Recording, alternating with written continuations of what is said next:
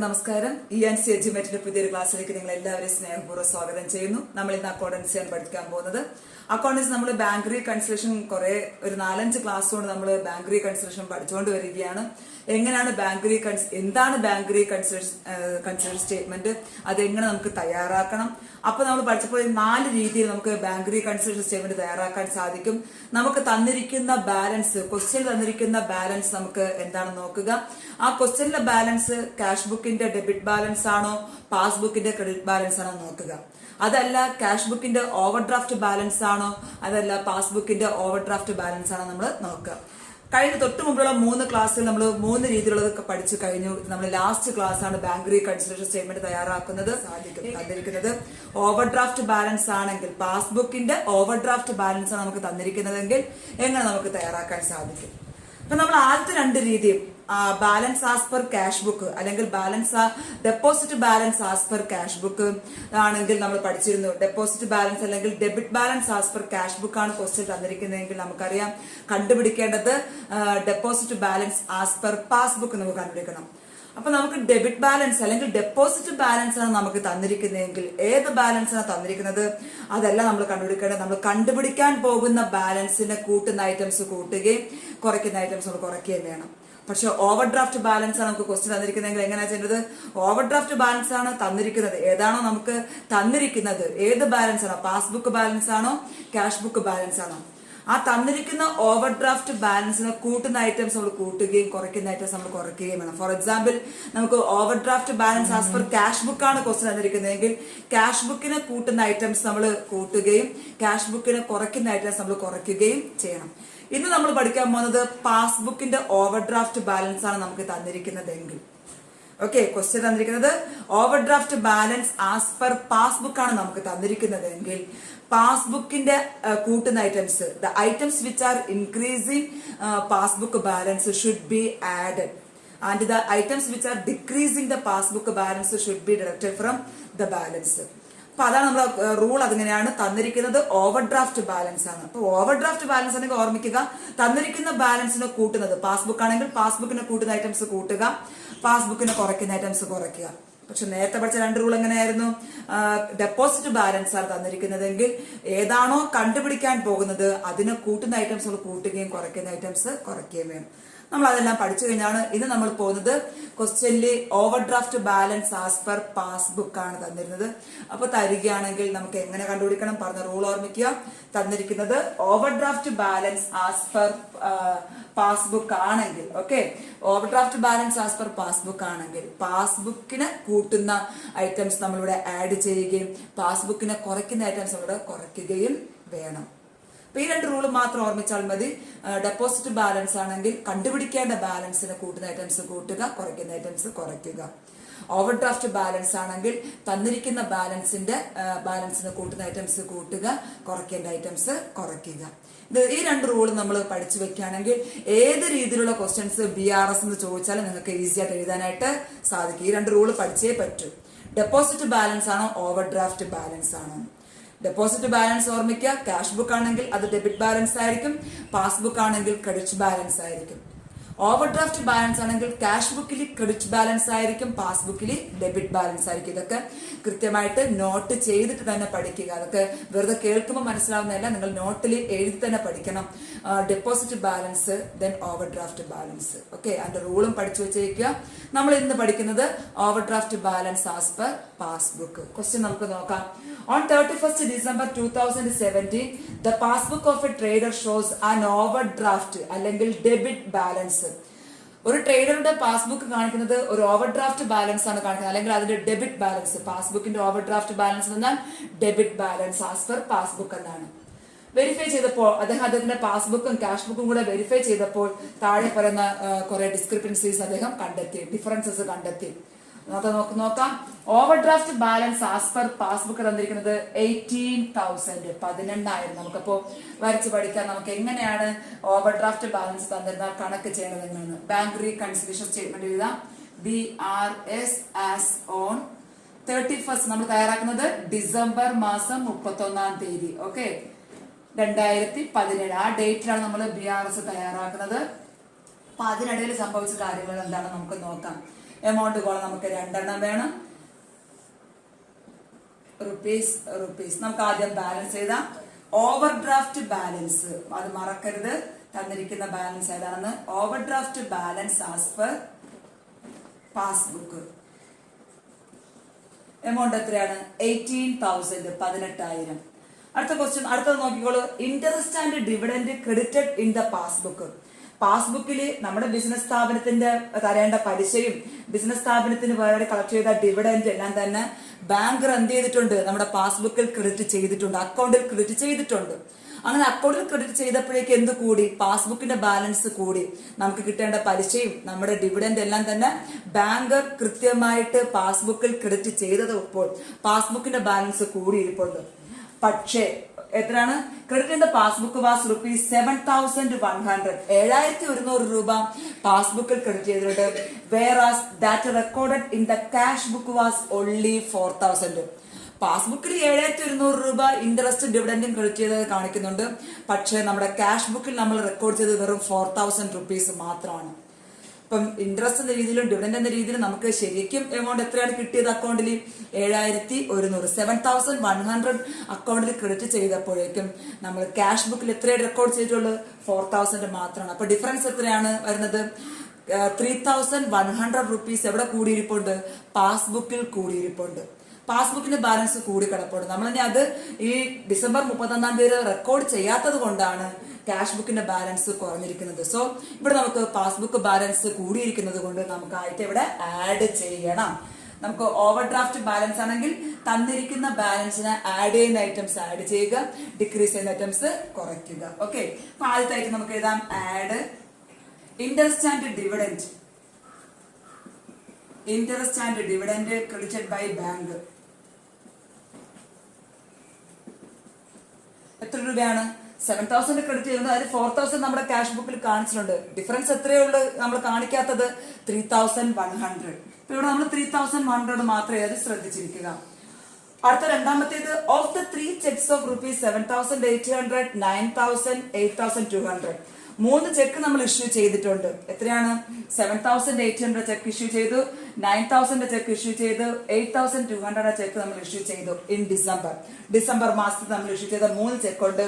The check of rupees 9,000 only is encashed in December 2017.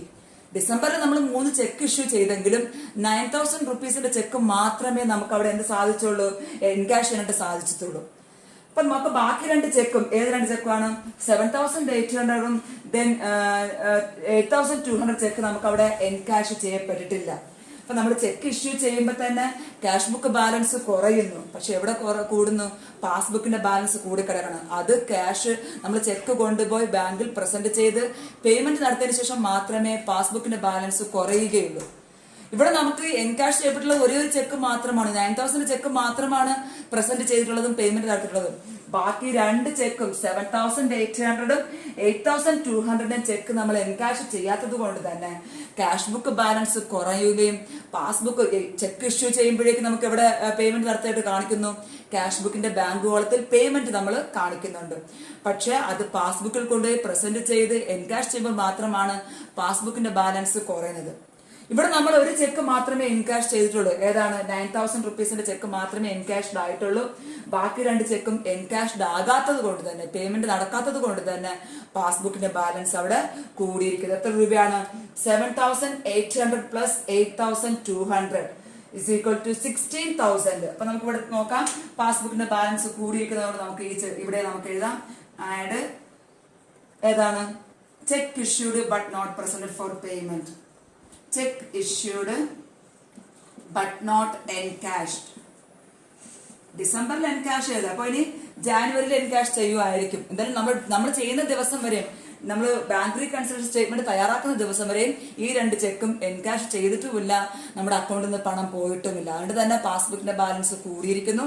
നമ്മൾ ഈ item ഇവിടെ add ചെയ്യുന്നു 16,000. അടുത്തായിട്ട് നമുക്ക് നോക്കാം. ഓഫ് ദ 2 ചെക്സ് 2 ചെക്ക് കൊടുത്തിട്ടുണ്ട്. 6,600ന്റെയും 2,400 2 ചെക്ക് നമ്മൾ കളക്ഷന് വേണ്ടി ബാങ്കിൽ കൊടുത്തു. അതിൽ the cheque rupees 2,400 is collected only in January 2018. രണ്ട് ചെക്ക് നമ്മൾ എന്താണ് കളക്ഷന് വേണ്ടി അയച്ചു. നമ്മൾ ചെക്ക് കളക്ഷനായിട്ട് കൊടുക്കുമ്പോൾ തന്നെ നമ്മൾ എന്ത് ചെയ്യും, നമ്മുടെ ക്യാഷ് ബുക്കിൽ നമ്മൾ എമൗണ്ട് റെക്കോർഡ് ചെയ്യും. നമുക്ക് എമൗണ്ട് കിട്ടിയതായിട്ട് റെക്കോർഡ് ചെയ്യുകയും ക്യാഷ് ബുക്ക് ബാലൻസ് കൂടുകയും ചെയ്യുന്നു. ബട്ട് കളക്ഷന് കൊടുത്തതിൽ 6600 മാത്രമാണ് ഡിസംബർ 31 മുൻപ് കളക്ട് ചെയ്ത് അക്കൗണ്ടിൽ ക്രെഡിറ്റ് ആയിട്ടുള്ളത്. പക്ഷെ രണ്ടാമത്തെ ചെക്കായ 2400 എപ്പോഴാണ് ക്രെഡിറ്റ് ആയത് അക്കൗണ്ടിൽ? ജാനുവരിയിലാണ്. നമ്മൾ തയ്യാറാക്കുന്ന ദിവസം അക്കൗണ്ടിൽ ക്യാഷ് വന്നോ? വരാത്തത് കൊണ്ട് തന്നെ പാസ്ബുക്ക് ബാലൻസ് കുറഞ്ഞു കിടക്കുന്നു. അപ്പൊ പാസ്ബുക്ക് ബാലൻസ് കുറഞ്ഞു കിടക്കുന്നത് കൊണ്ട് ഈ തുക നമുക്ക് കളക്ട് ചെയ്ത് അക്കൗണ്ടിൽ ക്രെഡിറ്റ് ആകാത്തിടത്തോളം ഡിസംബർ 12 നമുക്ക് ഡിസംബർ 31 എന്ത് സംഭവിച്ചു? പാസ്ബുക്ക് ബാലൻസ് കുറഞ്ഞിരുന്നു, ക്യാഷ് ബുക്ക് ബാലൻസ് കൂടി. സോ നമുക്ക് ഈ ഐറ്റം ഇവിടെ കുറയ്ക്കണം. ഓക്കെ, ചെക്ക് നമുക്ക് ഏതാണ് 2400 എന്ന ചെക്ക് നമുക്ക് ഇവിടെ കുറയ്ക്കണം. അടുത്ത ഇൻട്രസ്റ്റ് ഓൺ ഓവർ ഡ്രാഫ്റ്റ്. നമുക്ക് കൂടുതൽ തുക നമ്മൾ വിഡ്രോ ചെയ്തു, അതിന്റെ പലിശ ബാങ്ക് എന്ത് ചെയ്തിട്ടുണ്ട്? നമ്മുടെ അക്കൗണ്ടിൽ നിന്ന് ഡെബിറ്റ് ചെയ്തെടുത്തിട്ടുണ്ട്. അങ്ങനെ ഡെബിറ്റ് ചെയ്തപ്പോൾ തന്നെ നമ്മുടെ പാസ്ബുക്ക് ബാലൻസ് കുറയുന്നു. ബട്ട് ഇവിടെ എന്ത് സംഭവിച്ചു? Interest on overdraft not recorded in the cash book ₹1800. പാസ്ബുക്കിൽ നിന്ന് കൃത്യമായിട്ട് ഡെബിറ്റ് ചെയ്തു, നമ്മുടെ അക്കൗണ്ടിലെ പണം കുറഞ്ഞു, പാസ്ബുക്കിലെ ബാലൻസ് ഇപ്പൊ കുറഞ്ഞിരിപ്പുണ്ട്. പക്ഷെ അതേ തുക ക്യാഷ് ബുക്കിൽ ക്രെഡിറ്റ് ചെയ്യാത്തത് കൊണ്ട് തന്നെ ക്യാഷ് ബുക്ക് ബാലൻസ് കൂടുന്നു, പാസ്ബുക്ക് ബാലൻസ് കുറയുന്നു. അപ്പൊ interest on deposit, interest on over draft. Okay, interest on over draft നമ്മൾ ക്യാഷ് ബുക്കിന്റെ ക്രെഡിറ്റ് സൈഡ്, പേയ്മെന്റ് സൈഡ് കാണിക്കാത്തടത്തോളം കാലം പാസ്ബുക്കിന്റെ ബാലൻസ് കൂടിയിരിക്കുന്നു, ക്യാഷ് ബുക്കിന്റെ ബാലൻസ് കുറഞ്ഞിരിക്കുന്നു. അപ്പൊ നമുക്ക് ഇതും ഇവിടെ കുറയ്ക്കേണ്ടതാണ്. അടുത്തത് ചെക്ക് ഇഷ്യൂഡ് ഇൻ ഡിസംബറിൽ നമ്മൾ ചെക്ക് ഇഷ്യൂ ചെയ്ത് but not recorded in cash book. ഡിസംബറിൽ ഒരു ചെക്ക് ഇഷ്യൂ ചെയ്തപ്പോൾ തന്നെ നമ്മൾ ക്യാഷ് ബുക്കിന്റെ ബാലൻസ് നമ്മൾ കുറയ്ക്കേണ്ടതാണ്. ക്യാഷ് ബുക്കിൽ നമ്മൾ റെക്കോർഡ് ചെയ്യുമ്പോൾ ക്യാഷ് ബുക്കിന്റെ ബാലൻസ് കുറയുന്നു.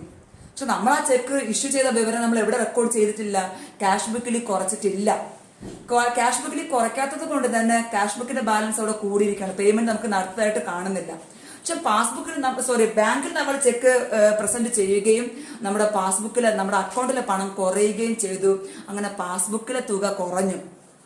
എവിടെ റെക്കോർഡ് ചെയ്തിട്ടില്ല? ക്യാഷ് ബുക്കിൽ റെക്കോർഡ് ചെയ്യാത്തത് കൊണ്ട് ക്യാഷ് ബുക്ക് ബാലൻസ് കൂടിയിരിക്കുന്നു, പാസ്ബുക്ക് ബാലൻസ് കുറഞ്ഞിരിക്കുന്നു. അതുകൊണ്ട് ഇത് നമുക്കിവിടെ എന്ത് ചെയ്യണം? ലെസ് ചെയ്യണം. ഓക്കെ, നമുക്ക് നോക്കാം. അതിൽ ആദ്യത്തെ 2 ഐറ്റംസ് മാത്രമാണ് നമുക്ക് ആഡ് ചെയ്യേണ്ടത്, ബാക്കി 3 എണ്ണവും നമുക്ക് ലെസ് ചെയ്യേണ്ടതാണ്. അപ്പൊ ഇത്രയേ ഉള്ളൂ. ആഡ് ചെയ്യേണ്ട ഐറ്റംസ് 2 കഴിഞ്ഞ് നമുക്ക് അതിനെ ആഡ് ചെയ്യാം. ആഡ് ചെയ്യുമ്പോൾ നമുക്ക് 16,000, 19,100 നമുക്കത് ടോട്ടൽ എടുത്തേക്കാം. ആഡ് ചെയ്യേണ്ടതല്ലേ, അപ്പൊ ആഡ് ചെയ്യുക 001,737,100. ഓക്കെ, ടോട്ടൽ നമുക്ക് 37,100. ഇനി നമുക്ക് കുറയ്ക്കേണ്ട ഐറ്റംസ് എന്തൊക്കെയാണ്, ലെസ് ചെയ്യേണ്ടത് നമുക്ക് നോക്കാം. നമ്മൾ എഴുതിയിട്ടുണ്ട് 2 ചെക്ക് ഇഷ്യൂ ചെയ്തിട്ടുണ്ട്. അതിൽ 2,400 ചെക്ക് കളക്ട് ചെയ്തത് അക്കൗണ്ടിൽ ക്രെഡിറ്റ് ആയത് ജാനുവരിയിലായതാണ്. അപ്പൊ ജാനുവരിയിൽ അത് അക്കൗണ്ട് ബാലൻസ് കൂടുകയുള്ളൂ. ഇപ്പൊ നമ്മുടെ പാസ്ബുക്ക് ബാലൻസ് കുറഞ്ഞിരിക്കുന്നു. സോ നമ്മൾ അതിനിവിടെ കുറയ്ക്കുന്നു. എന്താണ്? Cheque paid in for collection but not collected. Cheque paid in for collection but not collected. 2 cheque കൊടുത്തതിൽ 1 ചെക്ക് കളക്ട് ചെയ്തു, 1 ചെക്ക് മാത്രമാണ് ജാനുവരി 2018 കളക്ട് ചെയ്തത്. അപ്പൊ അത് നമുക്കിവിടെ കുറയ്ക്കണം, 2,400. ദെൻ അടുത്തത് ഇൻട്രസ്റ്റ് ഓൺ ഓവർ ഡ്രാഫ്റ്റ്. അക്കൗണ്ടിൽ നിന്ന് നമ്മുടെ പണം പിൻവലിച്ചു, പക്ഷെ അത് എവിടെ റെക്കോർഡ് ചെയ്യപ്പെട്ടില്ല? ക്യാഷ് ബുക്കിലാണ് റെക്കോർഡ് ചെയ്യപ്പെടാത്തത്. പാസ്ബുക്കിലെ പണം അവിടെ കുറഞ്ഞത്. സോ പാസ്ബുക്കിന്റെ ബാലൻസ് കുറഞ്ഞു കാണിക്കുന്നു. Amount interest on overdraft amount 1,800. Then cheque issued in ഡിസംബറിൽ ഇഷ്യൂ ചെയ്യുമ്പോൾ തന്നെ ക്യാഷ് ബുക്കിന്റെ ബാലൻസ് കുറയേണ്ടതാണ്. പക്ഷെ നമ്മൾ ക്യാഷ് ബുക്കിലെ ബാലൻസ് കുറയ്ക്കാത്തത് കൊണ്ട് അവിടെ എന്ത് ചെയ്യുന്നു? ക്യാഷ് ബുക്കിന്റെ ബാലൻസ് കൂടിയിരിക്കുന്നു. നമ്മൾ ഇഷ്യൂ ചെയ്യുമ്പോൾ തന്നെ പേയ്മെന്റ് ആണ്. ഇഷ്യൂ ചെയ്യുമ്പോഴേക്കും ക്യാഷ് ബുക്കിന്റെ ബാങ്ക് ബാലൻസ് കുറയേണ്ടതാണ്. നമ്മൾ റെക്കോർഡ് ചെയ്യാത്തത് കൊണ്ട് ക്യാഷ് ബുക്ക് ബാലൻസ് കൂടിയിരുന്നു. പക്ഷെ നമ്മുടെ അക്കൗണ്ടിൽ കൊണ്ടുപോയി പേയ്മെന്റ് നടത്തിയത് കൊണ്ട് തന്നെ പാസ്ബുക്കിന്റെ ബാലൻസ് കുറഞ്ഞിരിക്കുകയാണ്. സോ നമുക്ക് അതിനവിടെ കുറയ്ക്കാം. എന്താണ്? Cheque issued and paid. Cheque issued not recorded in cash book. Not recorded in cash book ₹600. നമുക്ക് നോക്കാം. ഇത്രയല്ലേ ഉള്ളൂ. നമുക്ക് ലെസ് ചെയ്യേണ്ട ഐറ്റംസ് ഇത്രയേ ഉള്ളൂ. 600 ടോട്ടൽ എടുക്കാം. 3,000, 4,800. നമുക്ക് ടോട്ടൽ കുറയ്ക്കേണ്ടത് 4800 ആണ്. എല്ലാം നമുക്ക് കുറച്ച് നോക്കാം. ബാലൻസ് ആസ് പെർ കണ്ടുപിടിക്കാം. 0 0 then 11 300 6 minus 4 2 then 32,300 ആണ് balance as per overdraft balance as per cash book. Okay, ഇവിടെ തന്നിരിക്കുന്നത് overdraft balance as per passbook ആണ്. നമ്മൾ കണ്ടുപിടിച്ചത് ഓവർഡ്രാഫ്റ്റ് ബാലൻസ് ആസ്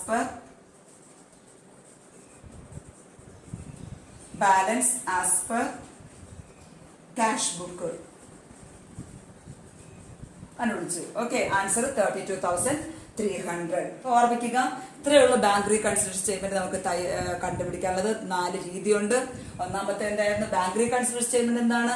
നമ്മുടെ ക്യാഷ് ബുക്കിന്റെ ബാങ്ക് ബാലൻസും പാസ്ബുക്ക് ബാലൻസ് തമ്മിൽ വ്യത്യാസമുണ്ടെങ്കിൽ ആ വ്യത്യാസത്തിന്റെ കാരണങ്ങൾ കണ്ടുപിടിച്ച് അവയെ ഈക്വൽ ആക്കുന്നു. ക്യാഷ് ബുക്കിന്റെ ബാങ്ക് ബാലൻസും പാസ്ബുക്ക് ബാലൻസും ഈക്വൽ ആക്കാൻ കസ്റ്റമർ തയ്യാറാക്കുന്ന, ബാങ്കിൽ അക്കൗണ്ട് ഉള്ള ഒരു കസ്റ്റമർ തയ്യാറാക്കുന്ന സ്റ്റേറ്റ്മെന്റിനെ പറഞ്ഞ പേരാണ് BRS അല്ലെങ്കിൽ ബാങ്ക് റീകൺസിലേഷൻ സ്റ്റേറ്റ്മെന്റ്. അതെപ്പോഴും ചോദിക്കുന്ന ഒരു ക്വസ്റ്റ്യൻ ആണ്. Bank reconciliation statement is prepared by a customer. Okay, ഓർമ്മിച്ചിരിക്കുക. ദെൻ അടുത്ത് നമുക്ക് പഠിക്കേണ്ടത് 4 ബാലൻസ് ഞാൻ പറഞ്ഞു. ഒന്നാമത്തെ ബാലൻസ് എന്തായിരുന്നു? ഡെബിറ്റ് ബാലൻസ് അല്ലെങ്കിൽ ഡെപ്പോസിറ്റ് ബാലൻസ്. ഡെബിറ്റ് ബാലൻസ് അല്ലെങ്കിൽ deposit balance as per cash book. അടുത്ത രണ്ടാമത്തേത് credit or deposit balance as per passbook. മൂന്നാമത്തേത് credit or overdraft balance as per cash book. Then നാലാമത്തേത് debit or overdraft balance as per passbook. ഓർമ്മിച്ചിരിക്കുക, ഇവിടെ നമുക്ക് ഡെബിറ്റോർ deposit ബാലൻസും ക്രെഡിറ്റോർ deposit balance ഇത് രണ്ടും വരികയാണെങ്കിൽ ഈ 2 രീതിയാണെങ്കിൽ നമ്മൾ പഠിച്ചത് എന്താണ്? ഏതാണോ കണ്ടുപിടിക്കേണ്ടത് ഓർമ്മിക്കുക. ഏതാണ് നമുക്ക് തന്നിരിക്കുന്നത്? ക്യാഷ് ബുക്ക് ബാലൻസ് ആണെങ്കിൽ കണ്ടുപിടിക്കേണ്ടത് പാസ്ബുക്ക് ബാലൻസ് ആണ്. അപ്പൊ ഇവിടെ നമുക്ക് തന്നിരിക്കുന്ന ക്വസ്റ്റ്യൻ ഈ രണ്ടും ആണെങ്കിൽ ഡെപ്പോസിറ്റ് ബാലൻസ് ക്യാഷ് ബുക്കും പാസ്ബുക്കും എന്താണെങ്കിൽ നമുക്ക് കണ്ടുപിടിക്കേണ്ട ബാലൻസ് ഏതാണോ അതിനെ ഇൻക്രീസ് ചെയ്യുന്ന ഐറ്റംസ് ആഡ് ചെയ്യുകയും അതിനെ ഡിക്രീസ് ചെയ്യുന്ന ഐറ്റംസ് നമ്മൾ കുറയ്ക്കുകയും വേണം. പക്ഷെ ഇവിടെ അങ്ങനെയല്ല. ഇവിടെ നമുക്ക് ഓവർഡ്രാഫ്റ്റ് ബാലൻസ് ആണ് ക്വസ്റ്റ്യൻ തന്നിരിക്കുന്നതെങ്കിൽ ഏതാണോ തന്നിരിക്കുന്നത്, ക്വസ്റ്റ്യൻ ഏത് ബാലൻസ് ആണ് തന്നിരിക്കുന്നത് അതിനെ കൂട്ടുന്ന ഐറ്റംസ് നമ്മൾ ആഡ് ചെയ്യുക, അതിനെ കുറയ്ക്കുന്ന ഐറ്റംസ് നമ്മൾ കുറയ്ക്കുകയും വേണം. ഈ റൂള് പഠിച്ചു കഴിഞ്ഞാൽ, ഇത്രയും നിങ്ങൾ കൃത്യമായി പഠിച്ചു കഴിഞ്ഞാൽ നമുക്ക് BRSന്റെ ഏത് ക്വസ്റ്റ്യൻ വന്നാലും എഴുതാനായിട്ട് നമുക്ക് സാധിക്കും, സോൾവ് ചെയ്യാനായിട്ട് നമുക്ക് സാധിക്കും. ഈ ക്വസ്റ്റ്യൻ ലാസ്റ്റ് ഇന്ന് നമ്മൾ പഠിച്ച ക്വസ്റ്റ്യൻ ഒരു വെരി ഇമ്പോർട്ടന്റ് ആണ്. കാരണം അതിൽ നമ്മൾ കുറെ പ്രധാനപ്പെട്ട ട്രാൻസാക്ഷൻസ് നമ്മൾ പഠിക്കുന്നുണ്ട്. സോ നന്നായിട്ട് കണക്ക് ചെയ്ത് തന്നെ പഠിക്കാം. ഒരിക്കലും നമുക്ക് അക്കൗണ്ടൻസി എളുപ്പമാണെങ്കിൽ ഓരോ കണക്ക് നമ്മൾ ക്ലാസ് കണ്ടിന്യൂഷൻ സ്വന്തമായി ചെയ്ത് നോക്കുക. ചെയ്ത് പഠിക്കാതെ നമുക്ക് കണക്കൊരിക്കലും മനസ്സിലാവത്തില്ല. അതുകൊണ്ടാണ് എപ്പോഴും പറഞ്ഞ അക്കൗണ്ടൻസി ഡിഫിക്കൽട്ട് ആണെന്ന് പറയുന്നത്. ഒരിക്കലും അക്കൗണ്ടൻസി ഡിഫിക്കൽട്ട് അല്ല. പറയുന്ന നിർദ്ദേശങ്ങൾ കൃത്യമായി ഫോളോ ചെയ്യുകയാണെങ്കിൽ നമുക്ക് ഈസി ആയിട്ട് തന്നെ കണക്ക് ചെയ്യാനായിട്ട് സാധിക്കും. നിങ്ങൾക്ക് ക്ലാസ് ഇഷ്ടമായെന്ന് വിചാരിക്കുന്നു. നമ്മൾ അടുത്ത ക്ലാസ്സിൽ പുതിയൊരു ചാപ്റ്റർ നമ്മൾ തുടങ്ങും. ട്രയൽ ബാലൻസ് ആൻഡ് എറേഴ്സ് ഒരു ചാപ്റ്റർ, നമ്മുടെ 6th ചാപ്റ്ററിലാണ് നമ്മൾ പോവുകയാണ്. അതിനുമുമ്പ് എല്ലാവർക്കും നല്ലൊരു ദിവസം നേരുന്നു. നിങ്ങൾ ഈ ചാനൽ ഇതുവരെ സബ്സ്ക്രൈബ് ചെയ്തിട്ടില്ലെങ്കിൽ തീർച്ചയായും നിങ്ങളിത് സബ്സ്ക്രൈബ് ചെയ്യുകയും നിങ്ങളുടെ ഫ്രണ്ട്സിന് ഷെയർ ചെയ്യുകയും ചെയ്യുക.